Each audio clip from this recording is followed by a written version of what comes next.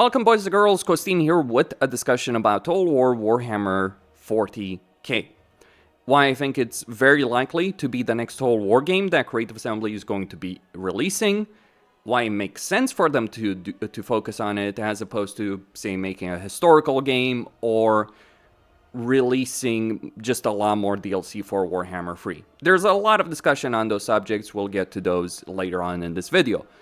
But I do want to talk about why I think it's very likely that the next game is Total War 40k. Well, it's the one thing that's come up in leak after leak, from content creator to content creator, from various sources of information. And I'm not just talking here about Total War focused content creators like Legend of Total War or Great Book of Grudges. I'm also thinking about content creators that either focus on Warhammer or even people that don't focus on Warhammer at all or Total War at all, though they might be talking about those things in certain videos. But there are several sources of information that indicate that this is something Creative Assembly is working on. When would we be expecting it?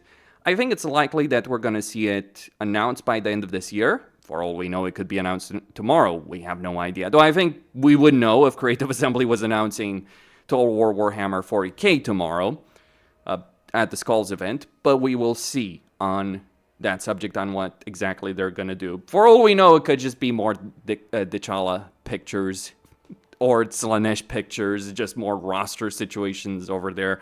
Hopefully they at least announce the one of the other races that they're going to do in that DLC, and it's very likely going to be High Elves that they're going to be announcing, though that's just speculation on my part. I don't know anything for certain. But I'm fairly confident that Creative Assembly is working on a Warhammer 40k game. It might not even be a Total War game for that matter. You got to keep in mind Sega's relationship with Games Workshop, Creative Assembly's relationship with Games Workshop, and the media environment that exists at the moment. 40k is far more popular than either doing a historical game at the moment or doing any other setting. Like some people have talked about Age of Sigmar. Age of Sigmar would not be worth it right now. In fact, I would far sooner expect an old world Total War centric game than an Age of Sigmar game. Like Age of Sigmar, again, just doesn't necessarily have the same kind of fan base. Whereas 40k, the fan base for 40k is much bigger. So even if Creative Assembly screws up by the numbers, they'll still have a lot of people buying it, just in this specific media environment. Because you look at the 40k series from Amazon, you're looking at Space Marine 2, you're looking at the Astartes 2, you're looking at a lot of the attention that 40k is getting at this particular time. So from that point of view, it just makes a huge amount of sense for Creative Assembly to go down that path. It is the most sensical and easiest win that they could have. Now, there's obviously concerns with regards to the gameplay aspect of a Warhammer 40k game. Will we have naval battles? Will we have a planet or multiple planets? Will we have a sector? How big is this game going to be? How are they going to do the ground battles? How are they going to do space battles, if they even include it? Is it going to be something like Dark Crusade, where we just have all these factions fighting for a specific planet? Or are we going to have something larger than that? And with regards to battles, that is the key point. Because it's not like taking the way range combat works in Warhammer Fantasy and just slapping on a bunch of new models and just using that, or a combination of ranged and melee combat. You do have to do things in a very different way. It is also a question of scale. How many units are we going to have in the battles? But I do think it makes sense for them to redefine how Total War battles work, on both scale and in terms of how we handle them from a gameplay standpoint. We've seen games like Ultimate Battle Simulator 2 that can render a significant number of units on screen and even allow individual unit control in those kind of games. So right now we do have the technology to do far more, as opposed to just how battles have been playing Total War for so many years. And we can also talk about the changing dynamic between campaign and battles. Like Total War doesn't necessarily just have to be about turn-based campaigns with real-time battles, because there is that significant divorce between the battles and the campaign, the strategic layer of a campaign. There are obviously things Creative Assembly can do with respect to that, and I think that is one of the bigger concerns, right? With respect to a Warhammer 40k game. I do hope they do it right. Other Warhammer 40k games have done it. They've proven to do it. From my perspective on this subject, what I think they should do, like from a space combat perspective, you do have Battlefleet Gothic Armada 1 and 2. From a ground-based combat perspective, you do have Dawn of War 2 specifically, though it would be great to have a far larger scale battles of that. Maybe slower pace, but far larger scale, a lot more units. There's all kinds of discussion on how things will work, right? But if people are just expecting 40k to be the same as Total War has been, I don't believe that. Like, in fact, Warhammer 1 was a significant departure for Creative Assembly in the way that their games worked before compared to where they are now. Like things like single entities, magic, flying units. Those were fairly substantial changes to the Total War battle formula compared to what we had been given previously. In fact, in the lead up of Warhammer Fantasy, when we knew it was coming out, there were plenty of people who were arguing, oh, we're not going to have magic, or it's going to be limited, we're not going to have single entities, or like they were effectively talking as if CA was just going to release a mod for Medieval 2. Like that was kind of like what people were talking back in the day on Total War Center and the like. I don't think that's what we should expect. We should expect something bigger, far grander. Regardless of which game Creative Assembly is working on right now in the company, is likely involving the vast majority of their staff. And that, of course, brings up a different discussion. What about Warhammer 3? Well, I think Warhammer 3 is using an engine and a formula and mechanics that aren't just designed for Realms of Chaos or were developed a couple of years ago. No, we're talking about things that have been designed a decade ago. We've already seen with Troy and Pharaoh, surprisingly, even Free Kingdoms, how even the current engine can support a lot more different things than what we have right now in Warhammer 3. Warhammer 3 is ultimately just, based on what was done in Warhammer 1. Improved, polished, etc. But the structure of it is based on that. And I wouldn't even want to make a speculative guess how much spaghetti code is in Warhammer 3 right now. Like we've seen with Pharaoh, specifically, we've seen with Pharaoh how battles can run better, how we can have very large scale, how we can have a big campaign map that just runs better.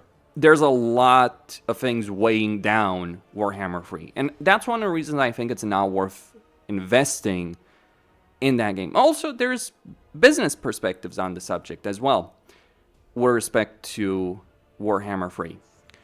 Namely, it wouldn't make sense if Creative Assembly was releasing better bundles. Like, let's say, they do a big event and they just take all of the Empire content from Warhammer 1, Warhammer 2, Warhammer 3 and bundle it together and just sell that at, say, $20 or something like that. Just an idea, right? And they release a fancy cinematic trailer for it, or a couple of them. They do a whole campaign. They could do so. Will they do so? I don't necessarily think so, but I think there are a bunch of wasted opportunities in regards to that. Because right now, for a new player, Warhammer 3 is pretty scary to jump into. Because you have so much content, so many years, and you do have content bloat. You do have performance issues, crashing issues, genuine game problems, but you also have a lot of freaking paid content that is likely driving people away given the cost involved, because people don't want to buy an unfinished game. They want to buy a full package deal. And to some degree, this applies to a lot of different games whenever they have DLC, but when you have so much DLC for such a big price that's been out for so many years, and you're trying to figure out, okay, which one is worth it, which one is not, that can be very unappealing for a very significant number of people. So I think they could do a better job from that perspective, and obviously things like sieges, AI, you name it. There is more, of course. would it make sense for Creative Assembly to focus their efforts going forward on just releasing more content for Warhammer 3? Well, there is certainly a player base for it, though maybe they figure it's just worth it to maintain Warhammer 3 to a degree, like have 20, 30 people working on Warhammer 3, that's likely how many they have, and over 200 working on the next Total War game, or over 100 working on the next Total War game. That's probably what they're thinking right now. What is worth it? And maybe that's also a perspective they had with Pharaoh Dynasties. I think they at least had the discussion in the company, because we did have some surveys on this, on whether or not they should continue support for Pharaoh Dynasties. And I think Pharaoh Dynasties, much improved, but with so much potential still left in it. And they decided not to, and instead moved on towards working on new stuff. So yes, they could potentially release DLC faster, grander scope, fix a lot of issues, task 100 people on Warhammer 3, right? That would deliver a lot of content. They've chosen not to do so. Do I agree with that decision? Do I disagree with that decision? Well, I understand their perspective, right? I would certainly like, the best of both worlds, but I guess we all want to have our cake and to eat it too, right? At the same time. But that's not what's happening. There is a limitation on how many resources they're willing to allocate. Not because they don't necessarily have them, though I wonder how much of a leash Sega has them on right now, because they lost a lot of money. If it wasn't for Concord and a couple of other things, Hyenas would be one of the biggest gaming disasters in history. And when it did happen, it was one of the biggest disasters, only probably eclipsed by something like E.T. Then Concord came out. That ended up being an even bigger disaster than Hyenas, but it's worth mentioning out of the top 5 biggest gaming fails, Hyenas is absolutely on the list, and Sega was not happy about that. So I think that's their game plan. Release some DLC at a certain rate so they don't lose all of their player base right now, and then release a new Total War game. I've already talked about what I expect from DLC in multiple videos. So I expect Nagash, I expect Tankwall, I expect High Elves. Those are the minimum things I expect. Anything else like Dark Elves, Valten, etc. Like, I do have various ideas on what they could do. But I think, we're going to get Slaanesh, of course. We're going to get High Elves. Extremely likely we're going to get High Elves. We are extremely likely to get Nagash. We're extremely likely to get Tankwall. Whether or not they actually release an End Times expansion with however many characters, we don't know, right? I would also expect the Monkey King. And I expect the Monkey King because of China. I expect the Monkey King because of the contract they have with Games Workshop. Those are the minimum expectations from it. And it wouldn't surprise me if there were at least some people in Games Workshop who are probably thinking, could we just not do all the cafe and content that we signed up to actually do with Games Workshop? That would be ideal, right? Just move on, release 2 free DLCs, then release a new Total War game. And look, it doesn't even have to be a Warhammer 4K Total War game. It could very well be a Medieval 3, an Empire 2, you name it. There are possibilities, but again, going back to that subject, given the media space with regards to 40K, the large fan base that it does have, it just makes a lot of sense right now for them to do a 40K game at this moment, in the near future. It's not sensical for them to release a historical game as opposed to a 40K game. Now, maybe, who knows, maybe they're working on 2 games at the same time, though I'm highly skeptical of that.